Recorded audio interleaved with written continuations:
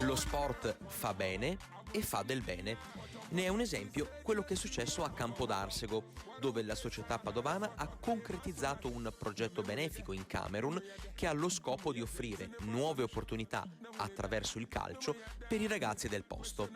Principale promotore dell'iniziativa è stato Lionel, un giovane della cantera biancorossa che ha avuto l'idea di raccogliere e spedire in Africa divise, palloni e materiale tecnico del club per portare i colori biancorossi della solidarietà a chi ne ha più bisogno.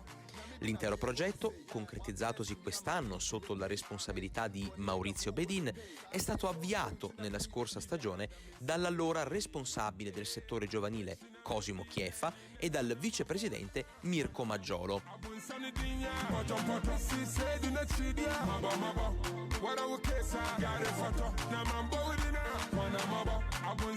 Siamo davvero felici di aver dato il nostro contributo per un'iniziativa così densa di significato, dichiara Maurizio Bedin. In questo piccolo gesto trovano spazio i nostri valori, quelli che portiamo avanti e che difendiamo come settore giovanile. Essere una squadra vuol dire anche fare squadra, dentro e fuori dal campo. Il calcio è lo sport che più di tutti può unire persone vicine e lontane, con fedi, età ed etnie diverse. Il calcio è di tutti, per tutti. Le immagini dei ragazzini camerunensi sorridenti e sognanti sono forse una delle più belle cartoline per questo Natale 2019.